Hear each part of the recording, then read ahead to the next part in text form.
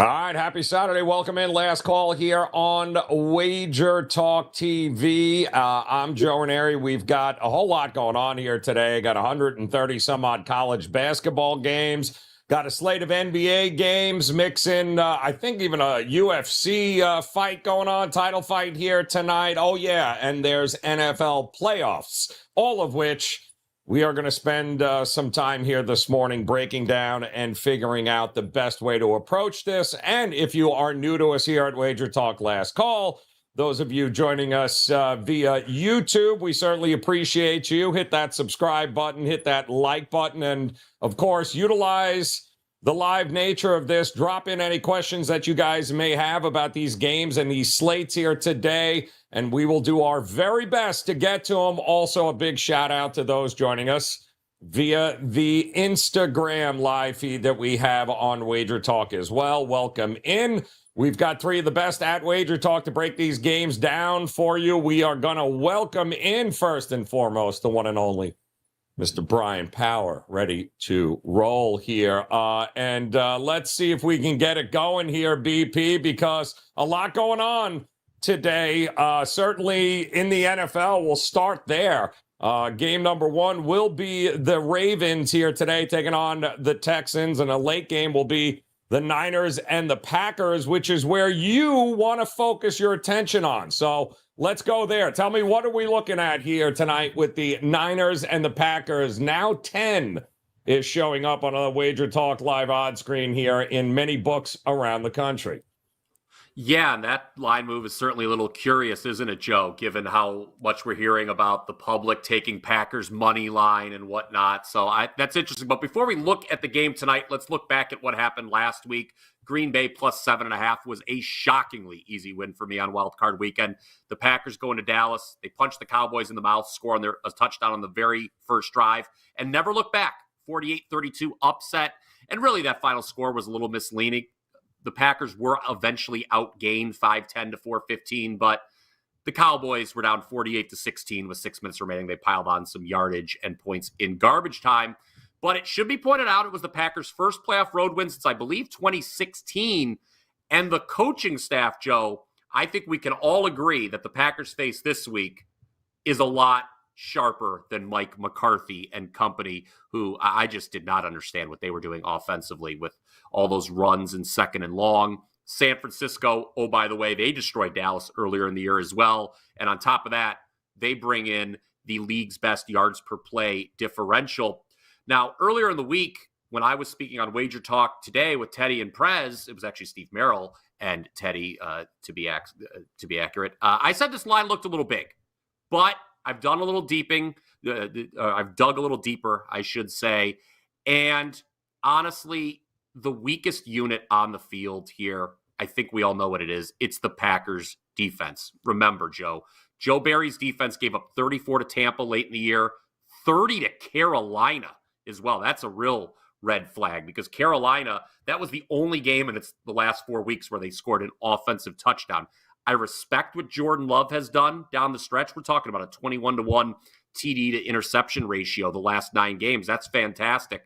But he's going against a great defense here in San Francisco. The Niners, in games where they've been favored by double digits this year, Joe, they have averaged 32 points per game. That's a 6-game sample size. On Wager Talk today, I said, take a look at San Francisco over their team total. But in breaking this game down further over the course of the week, I certainly think there's a game script where the 49ers could win, say, 27-13. So I do believe the best course of action here in this NFC Divisional Round playoff game is to lay it with San Francisco. It is a client play. I got it at 9.5. San Francisco off the bye. Situationally, things really in their favor. This is Green Bay's third straight must-win game, as well as their third road game in 4 weeks. So I'm taking the favorite tonight.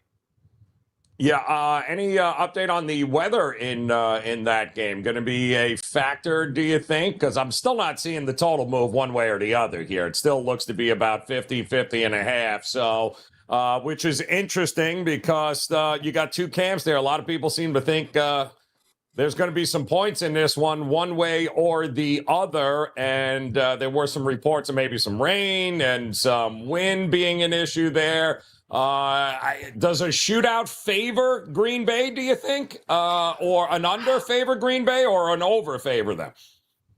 I think well, look, if this game goes over, it's going to be because Green Bay puts up points.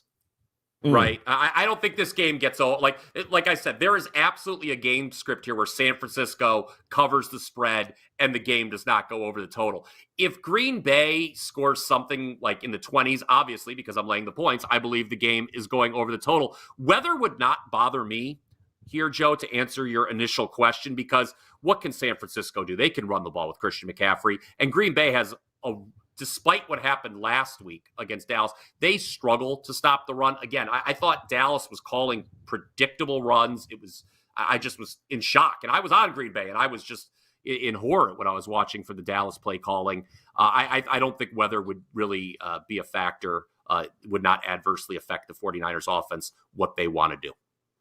All right, good stuff there. We'll get to some of the questions you guys have about that game. Drop them in. Those of you joining us on YouTube, go ahead, drop them in the chat room here. But don't forget to hit that thumbs up, hit that subscribe button if you haven't done so already. And those of you joining us on Instagram, you do the same. We'll get to as many of these as we can. Of course, over 130 college basketball games set today. So we certainly want to touch base on some of those games as well. And big shout out to those joining us in the chat room, wanting to know where Kelly is. It's glad to see you guys stay on top of this show, because she hasn't been here in about 3.5 months hosting this show. But she does have a show during the week on Instagram only now, guys, called Pregame. She'll be doing that 3 times a month here, apparently, on your LP. So go ahead. Tell me what you got here. What's going on with this one? Yeah, I swear it's not a rib that I do these games with you on the show. By the way, I'm always happy when you're hosting, Joe. Make no mistake about it. Now, I know it's your job to ask the questions, Joe, but I have a few questions for you. Would you like to guess what team in college basketball has the nation's longest active win streak? If you're going to tell me it's Samford, I wouldn't be shocked, but is it? Yes, can't be Mercer. Is it Samford? It is Samford. And guess who has covered 10 straight games? It's Mercer. No, it's Samford. And it's Samford again. Damn it. Yes, and guess who I'm playing in this one, Joe? We're taking Mercer. The other team. Yes, we are taking Mercer. Knew I'd get one of those. Yeah, so here's the deal, okay? Samford, if you go to kenpom.com, which I believe is a very useful tool in handicapping college basketball, I'm not alone in that assessment, and you click on the word that says luck, guess who comes up at number 1? This is your last question, Joe. I'll provide the answer. It is Samford. KenPom has them as the luckiest team in the country.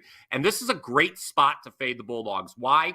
Earlier this week, they went to Western Carolina for a big game, and they got the 75-71 win there.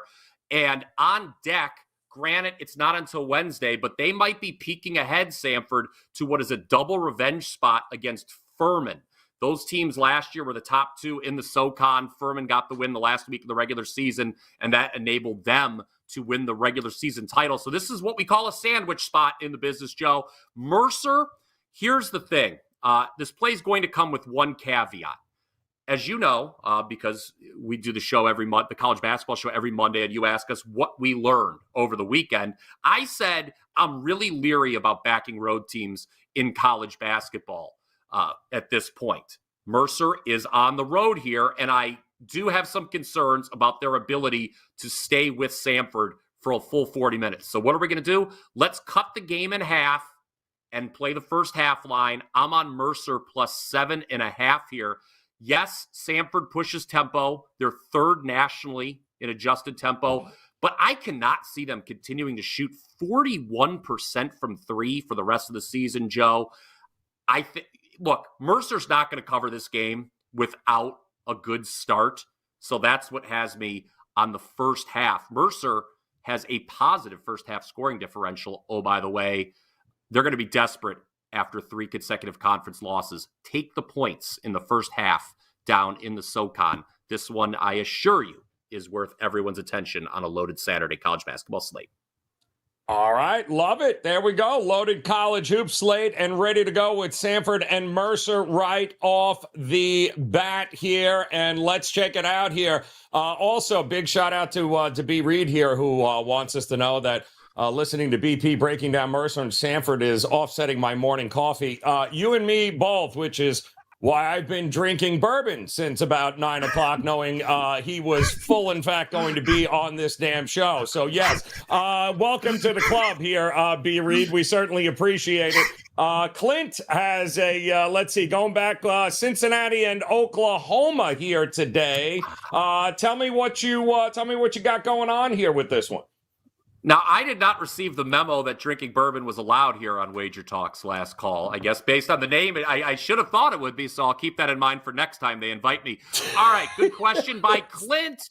Here's the deal. As anybody who follows me knows, I love to take unranked home favorites against top 25 teams. There's generally a lot of value. Over the last 7 days, how's that situation gone, Joe? How about a perfect 6-0 against the spread? And Cincinnati falls into that situation on Saturday here at 1 o'clock Eastern, hosting Oklahoma. Now, Cincinnati was in the same situation earlier in the week. I took them against TCU, and boy, was that a lucky cover, Joe.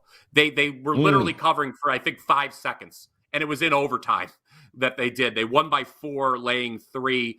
I don't want to go back to the well here, although my numbers do indicate that they should be favored over Oklahoma. Oklahoma was a team I'm not that high on. Look, I think this situation is going to present itself a lot in the Big 12 this year, where you have unranked teams favored over ranked teams. Just to clarify, as a matter of fact, there's another game just that's tipping off in 45 minutes where you have an unranked team laying points to a ranked team. That's Texas and Baylor.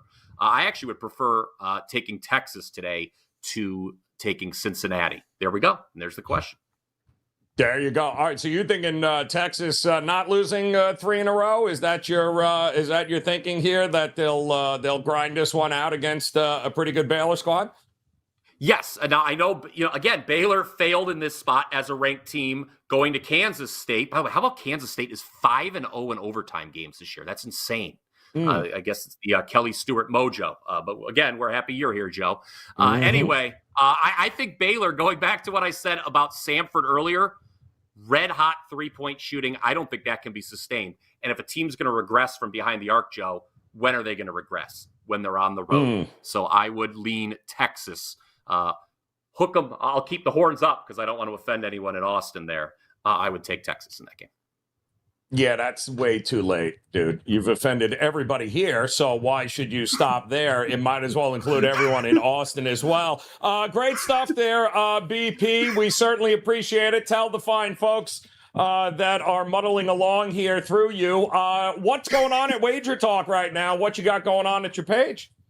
Yeah, Joe, no one helps promote me better than you. I can't thank you enough through the years and months. It's just been such a pleasure. But look, it's been a great 2 months, man. We're on a 19-9 all sports run. You want to go back to November, we're up nearly 90 units of profit, number 1 in ROI at Wager Talk since December 1st. And the thing we're most proud of, Joe, is going back to Christmas. We are on a 21-5 run with best bets. That's all plays, all sports, rated 4% or higher. I do have a 4% play in the NFL playoffs. It is on the first game, Baltimore and Houston. But the best thing you can do is get my NFL All Access package. Not only would you get the best bet, you get my 2 other plays for the weekend for just $4 extra. It's just $29 for 3 games. That I'm not a math major, Joe. Wasn't at Ohio University, but that is less than $10 per play. I also have 2 college hoops plays available in the All Access as well. So we look to keep rolling, man.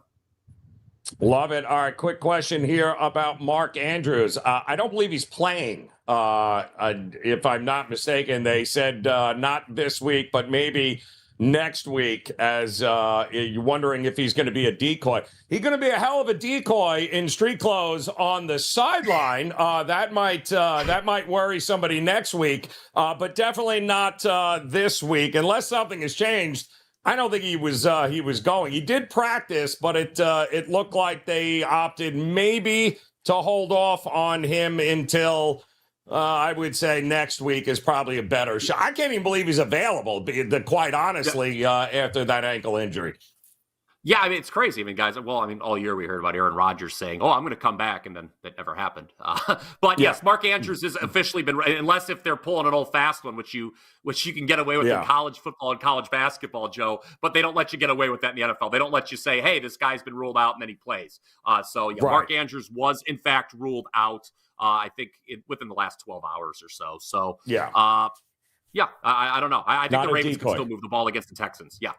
Unless if he's holding up. No, I think likely is probably a guy you want to follow. He will not be a decoy today against that Green Bay or against rather that Houston defense. So, all right, get out of here, BP. We've got more important things to do here. It's 20 minutes. We'll never get back. Thank you, though. Best of luck with those plays Joe. here. All right, great stuff. God, who keeps bringing him back? Pleasure, guys. Once again, welcome in. Those of you joining us here for the first time, welcome in not only on our YouTube faithful there, and hit that like button if you haven't done so already, but welcome in to those of you joining us for the first time on Instagram, now live on IG. And if you haven't done so, hit the subscribe there, hit the notifications as well.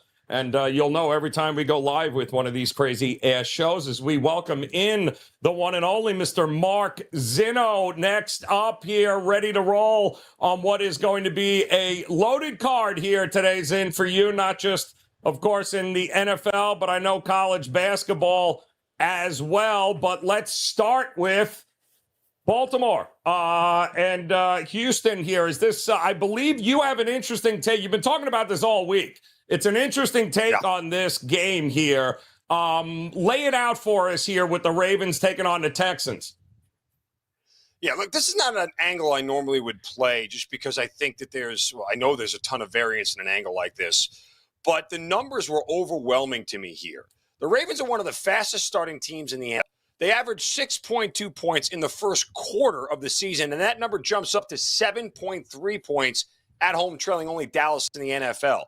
In fact, if you exclude Week 18, where Baltimore rested all of their starters, the Ravens have scored at least one first-quarter touchdown in 11 of their 16 games this year. We're only held scoreless twice. And this is a team right now that has only trailed once this season after the first quarter. They've also covered this 3-point spread in the first quarter in 6 of 8 home games this year. The Texans, in fact, have been the exact opposite. They're not fast starters. They've averaged 4.3 points in the first quarter overall, but on the road, it falls down to 2.1, which is the second worst mark in the league, ahead of only the Titans. In fact, on the road, the Texans have only had 2 first-quarter touchdowns all season and a total of 17 first-quarter points the entire year on the road. They've been held scoreless 5 times. Houston's only played one team this year, Joe, on the road that made the playoffs. It was the Baltimore Ravens, and the Ravens led 7-0 at the end of that first quarter. We give ourselves a little bit of an out here with the 3 number, whether it's 3-0, 6-3, 10-7. If they end up scoring that many points, we can get a push out of here. But the numbers were just too overwhelming for me here. Certainly get and understand the variance where you're dealing with a situation where, hey, look, it's 3rd and 4, and Lamar Jackson hits Odell Beckham Jr. in the hands, and he drops it, and the drive ends and stalls. There's nothing you can do about that. You kind of have to live with that being the case here. But Ravens in their first playoff game. Lamar Jackson, obviously something to prove here. I think that they will start as fast as they have all year long. Between the run game and the passing game for the Ravens, I think Texans get a little bit overwhelmed. Ravens lead by at least 3 in this first quarter. All right. Ravens, nothing scares me more than Lamar Jackson is a big favorite at home. Just kind of scares me full game. But, like you said, it's been, if it ain't broke, kind of don't fix it here. They've been pretty good early and getting out in front, while Texans have been slow. So there's really no reason to change it. So it's that game is coming up at 4:00. And again, if you have any questions about the Ravens-Texans games, guys, drop them in the chat. We'll get to them with Mark coming up here. But there is college basketball also on tap here today. I mean, over 130 games here, Zin. Which one did you narrow in? Are you going to the SEC for it? I am. I just want to give a shout out to my Johnnies who are getting Rick Pitino back on the sideline today. Yes.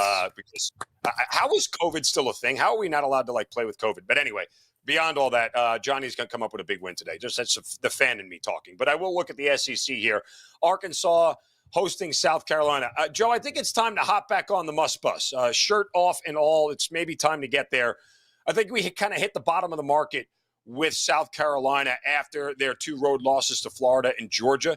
And they come out with a 1-point win at home over Texas A&M. It was badly needed.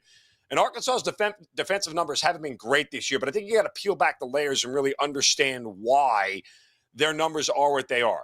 They lost to Auburn, where they gave up 83 points. Auburn may be the best team in the SEC by a considerable margin here at this point. Then they lost the road games, as I mentioned, to Georgia and Florida, who are both top 70 in Ken Palm. We know how hard it is to win on the road in conference play. Teams just don't score as much, and they give up a lot more. I think South Carolina themselves has been unimpressive on the road this year. Their first 2 road games, Joe, were within the state of South Carolina, as they lost to Clemson and then beat East Carolina, who's 182nd in Ken Palm. And then they had a month of home games before going back out on the road, where they got blasted by Alabama in Tuscaloosa, only scoring 47 points. And then they managed to steal a 2-point win in overtime at Missouri. So this is a game between 2 teams of contrasting styles, right? South Carolina, very slow in tempo, 338th in the country. Razorbacks play super fast. They get out, they run, and they gun. They're 67th in tempo. Tempo typically favors the home team. South Carolina's not a particularly great shooting team. Like, if you want to slow down tempo and pace, just make shots, right? That's the one way to kill the tempo, is by making shots. And you can just hold on to the ball and make them. That's not what South Carolina does. They're not a great shooting team overall. Big picture, South Carolina has got a home date with Kentucky looming on deck on Tuesday. Also take Bud Walton Arena.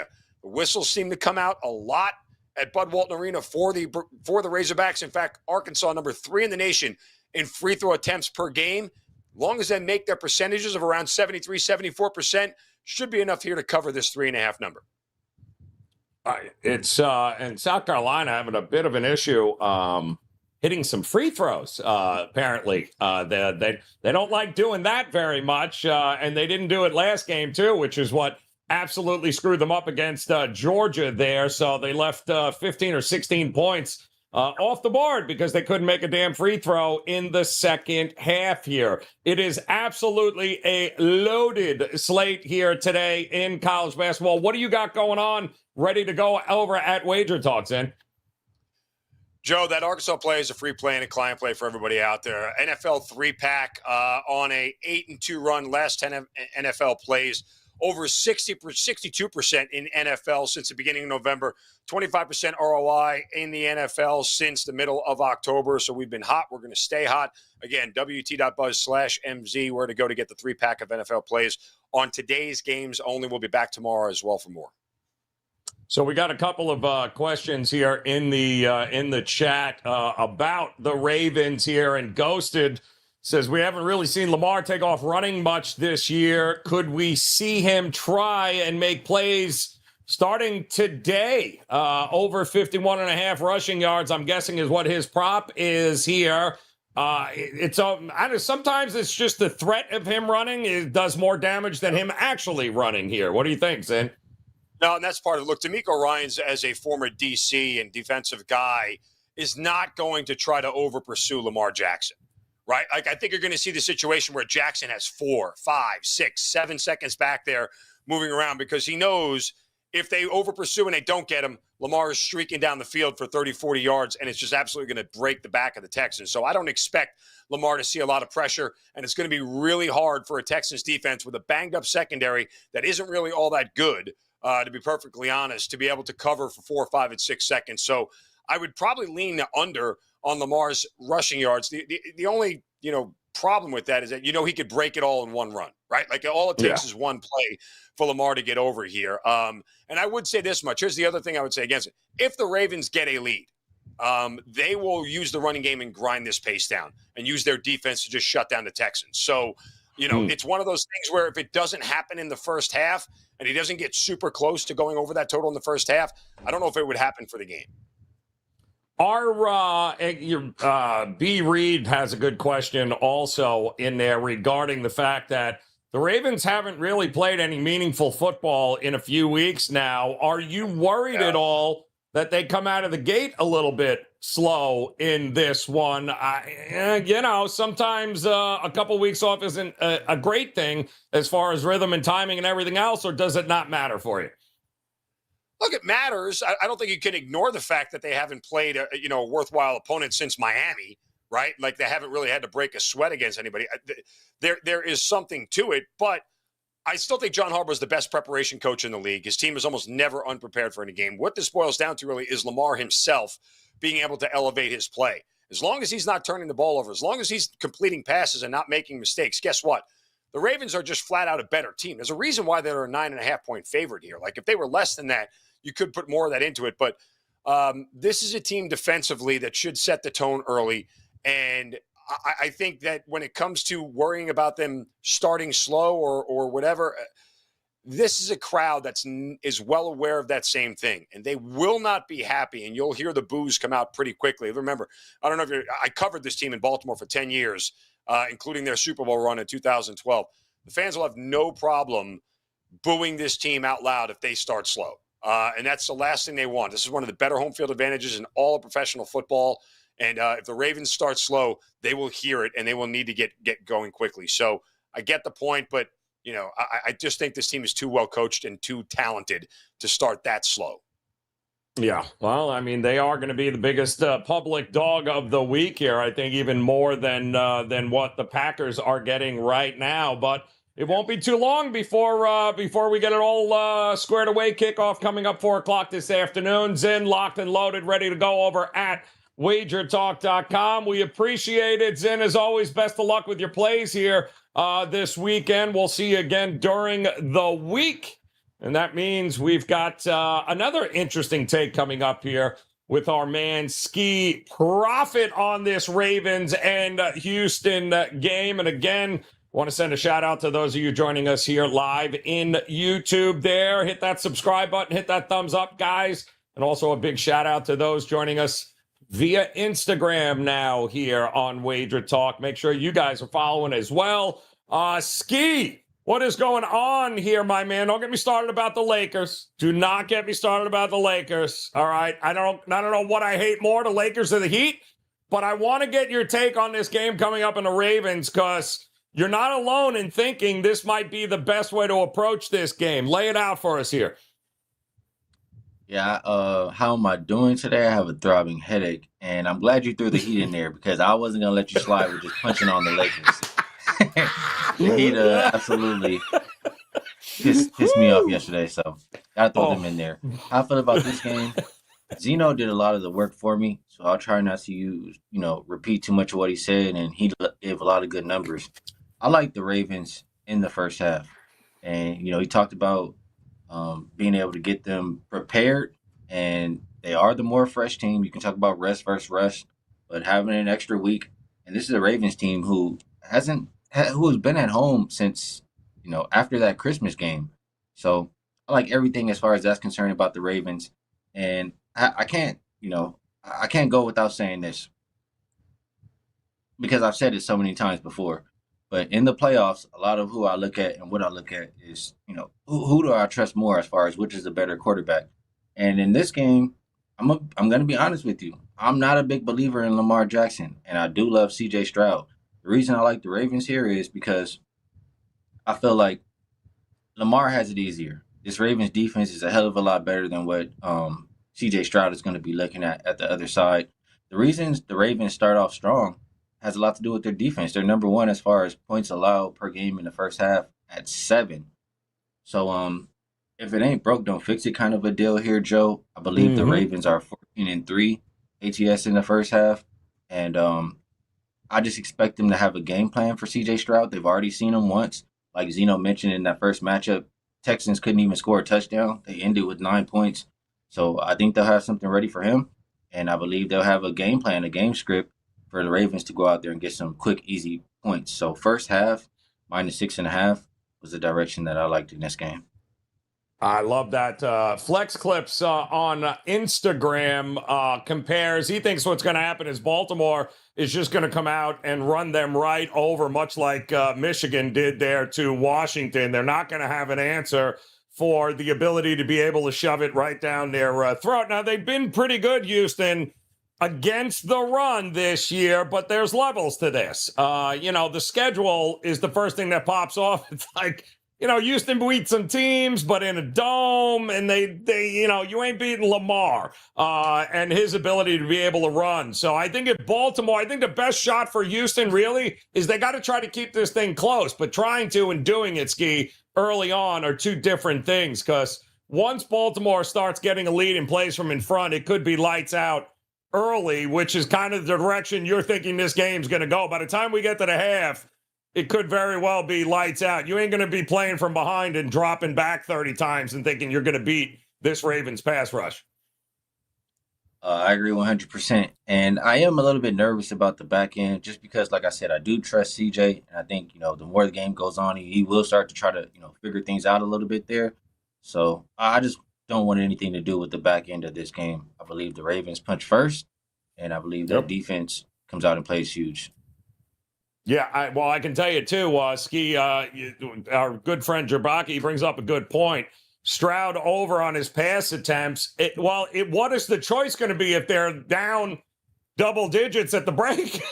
Well, I mean, they can't run the ball as it is anyway. So what the hell's the difference? So he's going to have to be everything to Houston here today. And every time I think we've seen him outdoors, weather. I remember the Jet game. It didn't work out really well. He was pressured all game. They were playing from behind. I'm on his over on the pass attempts for sure here. Don't know, but Big Dog's got a question for you, Skee, about the big game tomorrow there. I don't know if you have an opinion one way or the other, but it would seem Mahomes as a dog in the playoffs in Buffalo for the first time. I don't think the conditions are going to matter. It could be snowing sideways, be third.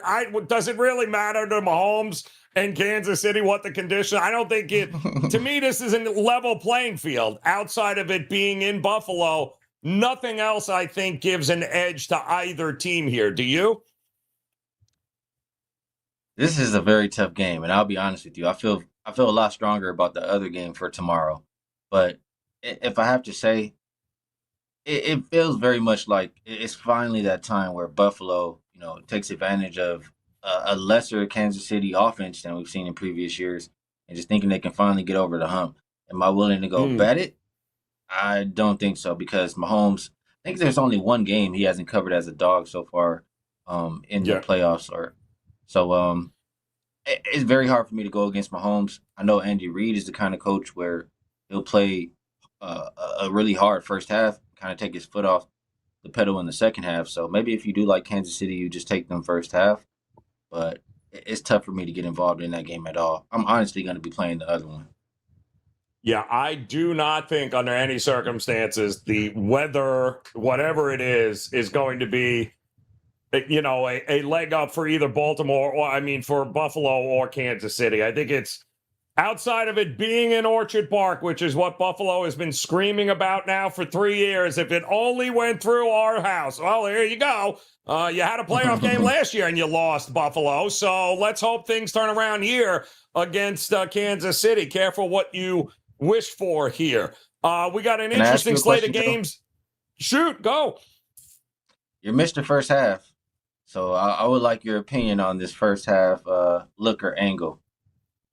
I want to talk about that Lions and Buccaneers, if that's okay. Shoot. All right. So my thought process is the Lions in the playoffs, everybody's hyped for them because, everybody's hyped in Detroit because they haven't been there in so long. They're still in front of that crowd. I believe the energy will have them come out, juiced and scoring early. On the flip side, well, really both passing defense are not good. But on the flip side, I can absolutely see Baker, who, they play in a dome, but he's used to the cold environment. But Mike Evans versus Lions secondary, I can see him having success. So my thought process is both of these teams come out and make a big play through the passing game. And I want to get involved in the total before one of them gets a big lead. Because if one of them gets a big lead and tries to just, run the clock out or run the ball, I don't think you'll have much success offensively. So I was trying to think about a first half over 24 in this matchup. How do you feel about that, Joe? So I don't hate it, but here's what I will say. Remember, that total was 51 against the Rams, right? And what did they do? The first, I think, 3 possessions Detroit had against the Rams, they went 75 yards for a touchdown. Every possession they had, they ran. But what happened in the second half? They scored 3 damn points because the Rams made adjustments.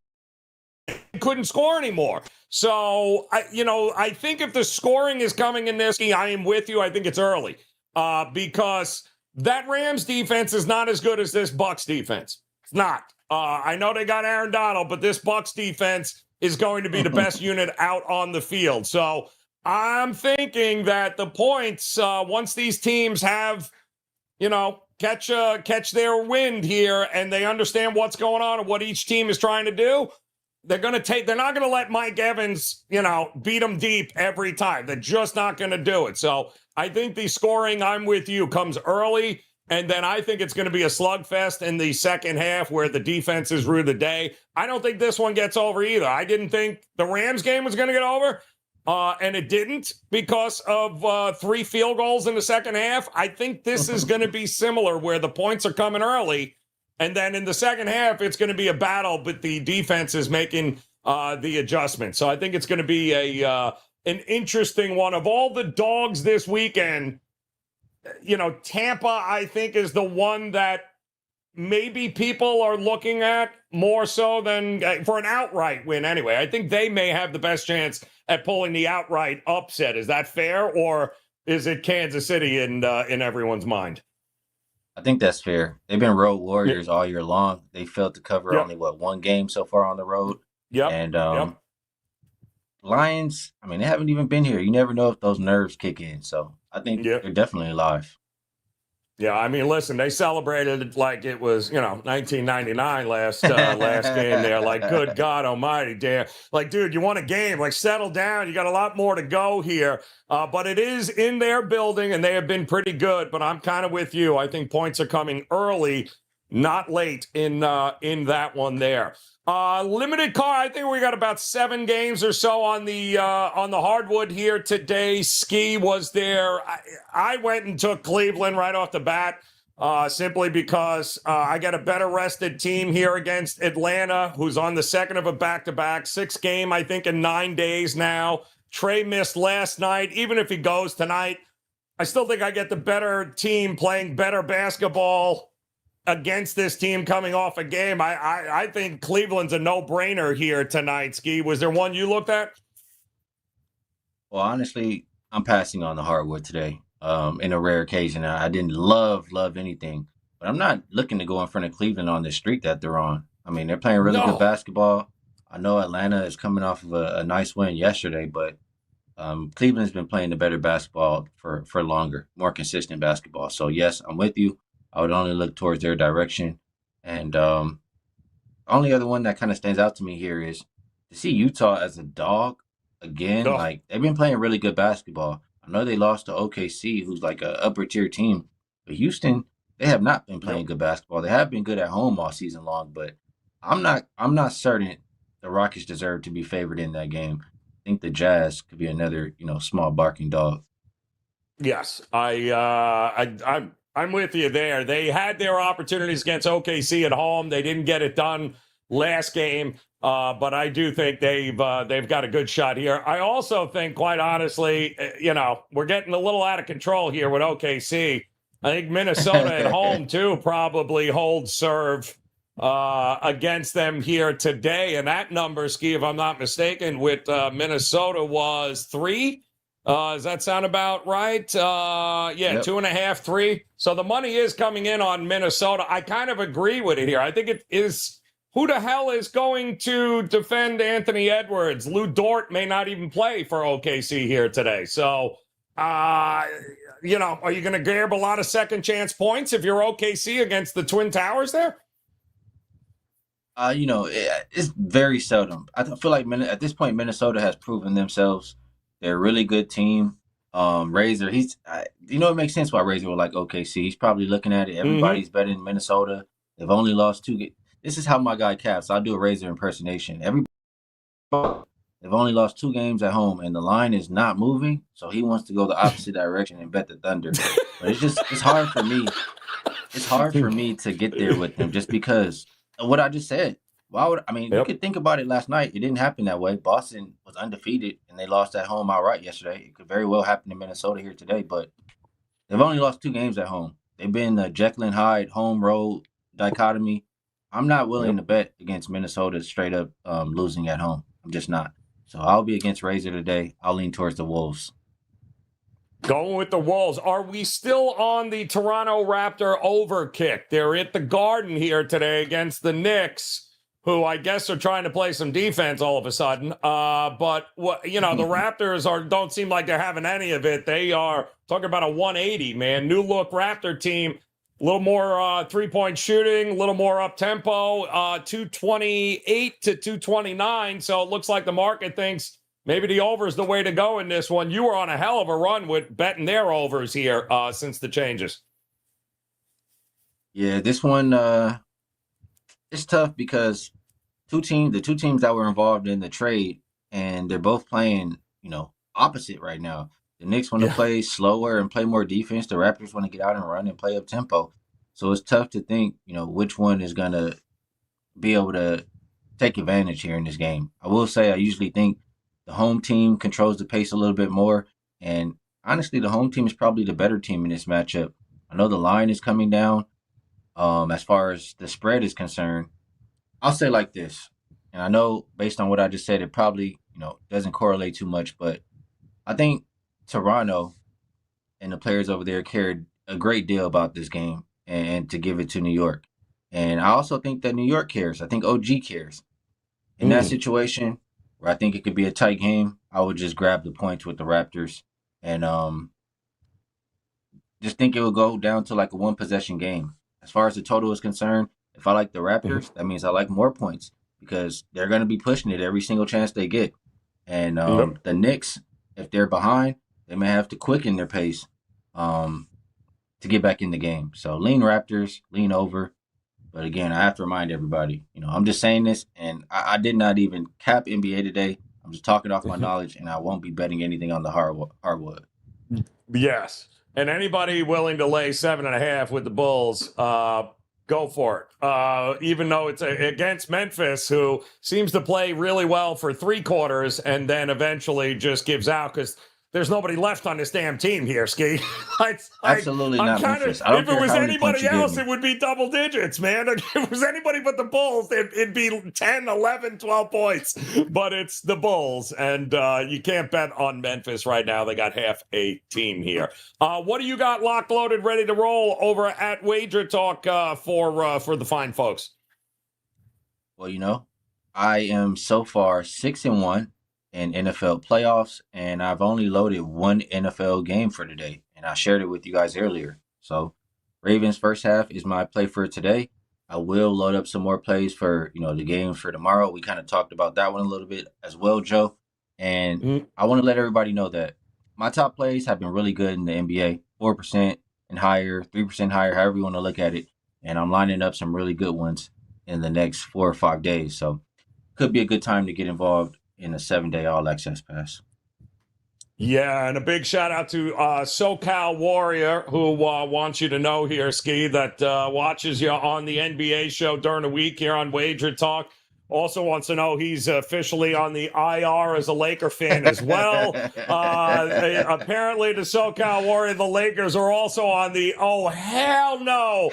Absolutely not betting that team. Absolutely. So shout out to SoCal Warrior, razor sharp picks, Chosen Juan, Big Dog. The list goes on. Those of you guys joining us. Skee, we appreciate it as always, brother. Best of luck this weekend with your plays, and that'll do it for last call this edition. Each and every Saturday, guys, 11 a.m. Eastern time, we pop on live, not only on YouTube, but of course now on Instagram as well. So hit the subscribe button. Make sure those of you joining us on Instagram, when you get the notifications, it'll ask you if you want to be notified when we go live. We have a lot of great content coming up here that will be Instagram only. So hit the notifications. Those of you on YouTube, hit the subscribe button, hit the like button. You know how this works here, guys. Make plans to come back and join us again. More football next Saturday, plenty more college hoops, NBA, NHL. We have got you covered. So on behalf of all the guys here today, even Brian Power, who we got to talk to the guy scheduling this.